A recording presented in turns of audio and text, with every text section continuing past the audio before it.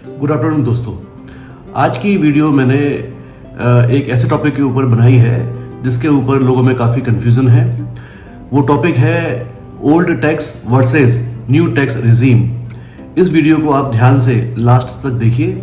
इसमें different tax slab के ऊपर कौन सी रिजीम आपको सूट करेगी उसके बारे में मैंने डिटेल में चर्चा की हुई है।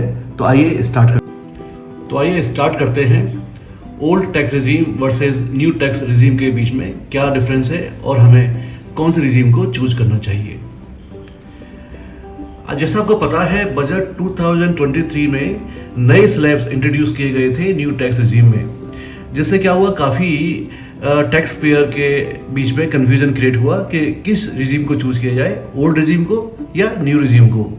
अब गवर्नमेंट की इंटेंशन है कि ओल्ड रिजीम को फेज आउट करना धीरे धीरे आगे आने वाले सालों में, और टैक्स पेयर्स को भी एक ऑप्शन देना ट्रांजिशन का नई टैक्स रिजीम की तरफ। तो उससे क्या होगा, धीरे धीरे गवर्नमेंट आगे आने वाले सालों में डिडक्शंस खत्म कर देगी। अभी न्यू टैक्स रिजीम को डिफॉल्ट टैक्स रिजीम बना दिया गया है और ओल्ड टैक्स रिजीम भी कंटिन्यू करेगी। इसलिए टैक्स पेयर के पास अभी ऑप्शन है ओल्ड टैक्स रिजीम और न्यू टैक्स रिजीम के बीच में चूज करने का। वो डिसाइड कर सकते हैं जो भी उनके लिए सूटेबल टैक्स रिजीम है, अपनी इनकम और सेविंग के बेस पर किस को चूज किया जाए। आपको इस बात का ख्याल रखना है कि सर्टेन एग्जम्पशंस और डिडक्शंस जैसे HRA, LTA, ATC, ATG और बहुत सारे डिडक्शंस नई टैक्स रिजीम में अलाउड नहीं है, जो कि ओल्ड टैक्स रिजीम में अलाउड होते हैं। इसके बारे में हमने डिटेल्ड एनालिसिस किया है ताकि आप लोगों को बेटर अंडरस्टैंडिंग हो पाए कि हम फाइनेंशियल ईयर 2023-24 में कौन सी टैक्स रिजीम को चूज किए हैं। अब न्यू टैक्स रिजीम क्या है? बजट 2023 ने कई नए चेंजेस न्यू टैक्स रिजीम में प्रपोज किए हैं और कई चेंजेस लेके आए हैं, जैसे कि higher tax rebate. Tax payer के लिए जिनकी इनकम 7 लाख से ऊपर की नहीं है उनको कोई टैक्स नहीं देना पड़ेगा। ये इस साल से गवर्नमेंट ने न्यू टैक्स रिजीम में इंप्लीमेंट कर दिया है। एक और जो नया काफ़ी मेजर चेंज है वो ये है, अब सैलरीड एम्प्लॉइज भी जो उनको standard deduction old tax regime में मिलता था वो नए टैक्स रिजीम में भी मिलेगा। इसका मतलब अगर वो उनकी इनकम 7.5 लाख रुपए की है तो 50,000 रुपए का स्टैंडर्ड डिडक्शन मिल जाएगा और 7 लाख रुपए तक वैसे भी उनकी इनकम टैक्स फ्री है। नए टैक्स स्लैब गवर्नमेंट ने इंट्रोड्यूस करे हैं। 3 लाख तक कोई टैक्स नहीं है, 3 से 6 लाख तक 5%, 6 से 9 लाख तक 10%, 9 से 12 लाख तक 15%, 12 लाख से 15 लाख तक 20%, 15 लाख एंड अबव 30% का टैक्स स्लैब नई टैक्स रिजीम में है। अभी हम देखते हैं कि ओल्ड टैक्स स्लैब्स और न्यू टैक्स स्लैब में क्या अंतर है। जैसा कि आपको पता है कि 2.5 लाख तक ओल्ड टैक्स रिजीम में कोई टैक्स नहीं है और 2.5 से लेकर 5 लाख तक 5% का टैक्स है, जबकि न्यू टैक्स रिजीम में 3 लाख तक कोई टैक्स नहीं है और 6 लाख तक 5% का टैक्स है।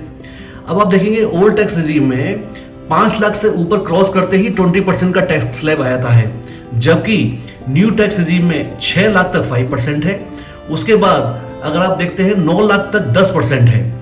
फिर ओल्ड टैक्स रिजीम में जैसे ही आप 10 लाख क्रॉस करते हैं तो आपका हाईएस्ट टैक्स स्लैब आ जाता है जो कि 30% है, जबकि न्यू टैक्स स्लैब रिजीम में 2 और नए स्लैब हैं। 9 से 12 लाख तक 15%, 12 से 15 लाख तक 20% और 15 लाख से ऊपर आपको 30% का टैक्स स्लैब है। अभी हम देखते हैं कौन से ऐसे डिडक्शंस हैं जो या एग्जम्पशंस है जो नई टैक्स रिजीम में हमको नहीं मिलते हैं। अब हम दोनों के बीच में कंपेयर करते हैं, क्योंकि ये बहुत जरूरी है हमको समझना डिसाइड करते समय कि हमें क्या चीज नई टैक्स रिजीम में नहीं मिलेगी, कौन सा डिडक्शंस। टैक्स स्लैब तो बहुत लिक्विडेटिव है, लेकिन हम और क्या लूज कर रहे हैं। अब अगर हम टैक्स रिबेट के देखते हैं, ओल्ड टैक्स रिजीम में 5 लाख तक आपकी इनकम टैक्स की कोई लायबिलिटी नहीं है, जबकि न्यू टैक्स रिजीम में 7 लाख तक आपको टैक्स फ्री है। स्टैंडर्ड डिडक्शन दोनों में दे दिया गया है 50,000 का। तो effective tax free salary income आपकी 5.5 लाख हो गई ओल्ड टैक्स रिजीम में और 7.5 लाख हो गई न्यू टैक्स रिजीम में। HRA exemptions old tax regime में मिलता है, नए में नहीं मिलेगा। LTA का एग्जम्पशंस ओल्ड टैक्स रिजीम में मिलता है, नए में नहीं मिलेगा। अदर अलाउंसेस का ओल्ड टैक्स में मिलता है, नए में नहीं मिलेगा। एंटरटेनमेंट अलाउंस और प्रोफेशनल टैक्स का एग्जेम्पशंस ओल्ड टैक्स में मिलता है, जो कि नए में नहीं मिलेगा। अगर हम देखते हैं जो परक्यूजिट, जिसके बारे में क्वेश्चंस होता है एम्प्लॉइज का कि हमें कुछ परक्यूजिट मिलते हैं ऑफिस से, क्या वो अलाउड है? यस, वो ओल्ड टैक्स रिजीम में भी अलाउड है और न्यू टैक्स रिजीम में भी अलाउड है। और सबसे बड़ी बात आती है इंटरेस्ट ऑन हाउसिंग लोन की। अब लोग इंटरेस्ट ऑन हाउसिंग लोन लेते हैं जिसमें कि सेल्फ ऑक्यूपाइड प्रॉपर्टी के लिए भी दिया जाता है, जो अपनी आईटीआर में क्लेम करते हैं। ओल्ड टैक्स रिजीम में वो अलाउड है, नई में वो अलाउड नहीं है। लेकिन अगर आपने वो लेट आउट कर दिया प्रॉपर्टी और उस पर आपने interest on housing loan claim करना है, वो ओल्ड टैक्स रिजीम में भी अलाउड है और न्यू टैक्स रिजीम में भी अलाउड है।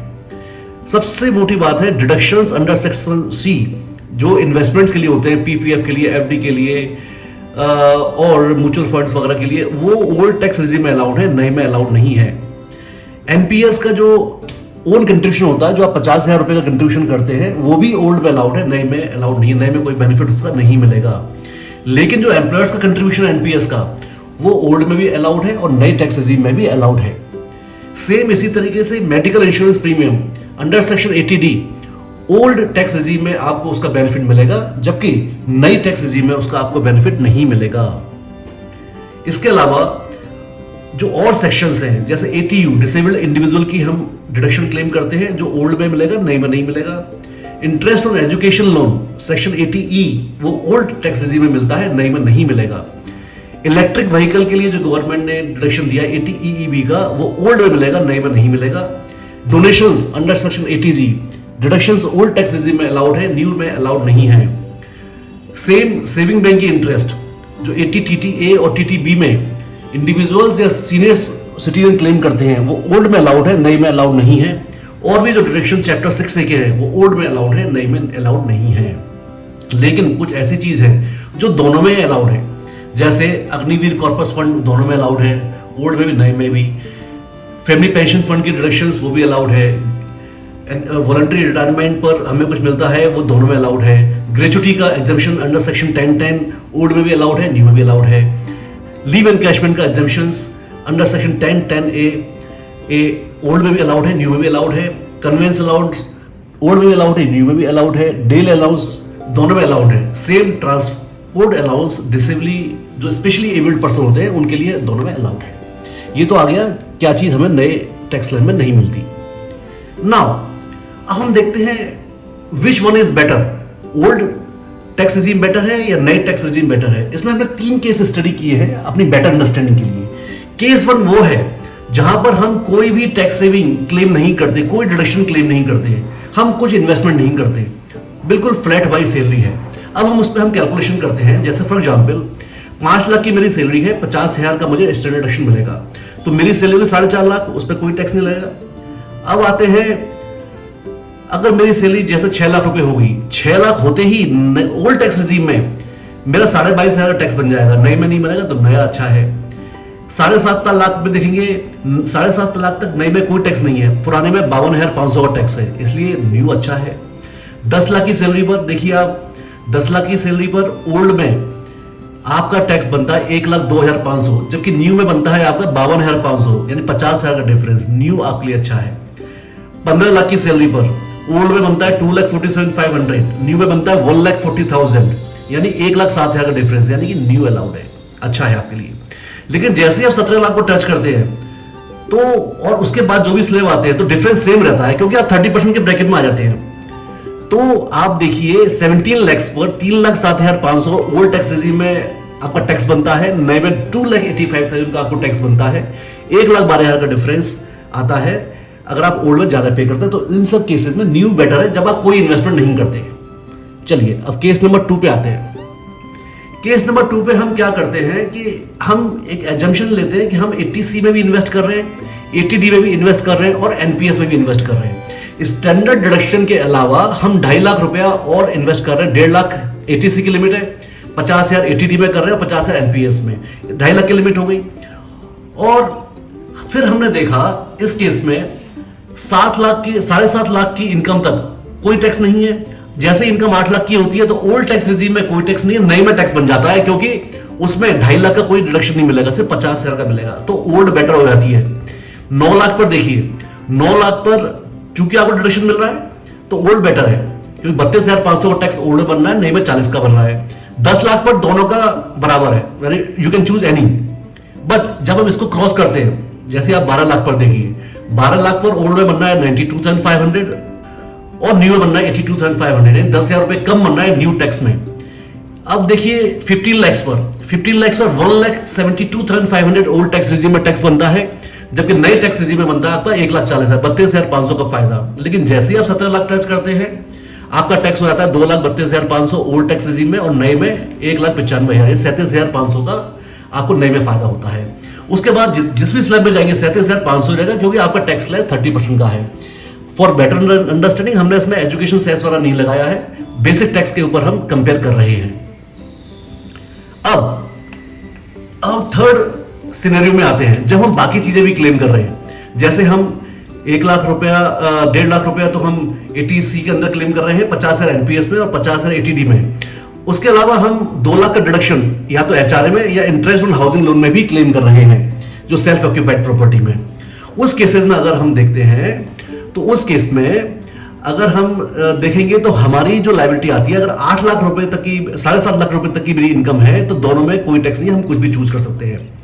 जैसी मेरी 9 लाख की इनकम होती है, चूंकि मेरे को 2.5 लाख का टैक्स पड़ रहा है, तो 8 और 9 में 9 लाख की इनकम पे मेरे को ओल्ड टैक्स रिजीम में 32,500 का टैक्स बनता है, नए में 40,000 का टैक्स बनता है, यानी ओल्ड में मेरे को 7,500 का फायदा है। 10 लाख पर दोनों में सेम है, तो हम कोई भी चूज कर सकते हैं।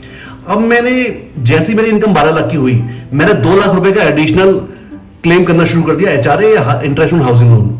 फिर देखिए मेरी इनकम ओल्ड रिजीम में सिर्फ 7 लाख की रह गई, न्यू में 11,50,000 की हो गई, जिसकी वजह से मेरा टैक्स ओल्ड टैक्स रिजीम में 52,500 बैठा, जबकि नए टैक्स रिजीम में 82,500 बैठा, यानी 30,000 रुपए कम बैठा ओल्ड टैक्स रिजीम में। अब आप देखिए 15 लाख पर 15 लाख पर मेरा जो टैक्स बैठा ओल्ड टैक्स रिजीम में वो 1,12,500 बैठा, और न्यू टैक्स रिजीम में 1,40,000, यानी 27,500 का फायदा। 20 लाख पर और आप 17 लाख पर देखिए, 17 लाख पर ओल्ड टैक्स रिजीम में 1,72,500 टैक्स है, और न्यू में 1,95,000, यानी कि 22,500 का फायदा ओल्ड टैक्स रिजीम में। इसके बाद वो फायदा सेम रहेगा, 22,500 का डिफरेंस ही आएगा। तो कहने का मतलब ये है, जब मैंने एडिशनल बेनिफिट लेने शुरू किए, HRA के, इंटरेस्ट ऑन हाउसिंग लोन या और अदर बेनिफिट, मेरे को ओल्ड टैक्स रिजीम में फायदा हुआ, और जब मैं कुछ भी नहीं ले रहा था, मुझे न्यू टैक्स रिजीम में फायदा था। इसका कंक्लूजन क्या निकलता है? अगर मैं लोअर इनकम ग्रुप में हूं 7.5 लाख तक का, तब तो मेरे लिए ओल्ड टैक्स रिजीम बेटर है। अगर मैं कोई टैक्स सेविंग नहीं करता, कुछ भी नहीं करता, ठीक है, तब भी मेरे को न्यू टैक्स रिजीम बेटर है।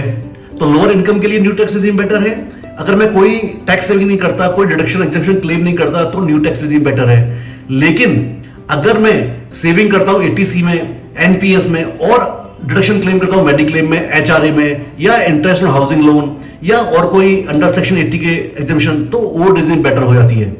लेकिन एक बार आपको खुद की अपनी प्रोजेक्टेड टैक्स लायबिलिटी निकालनी पड़ेगी 2023-24 के लिए, on the basis of projected income और इन्वेस्टमेंट फॉर द ईयर, कोई भी फाइनल डिसीजन लेने से पहले। आशा करते हैं आपको ये समझ में आया होगा। इसके अलावा कोई क्वेरी हो तो आप वो मुझसे नीचे लिखकर पूछ सकते हैं। Thank you so much.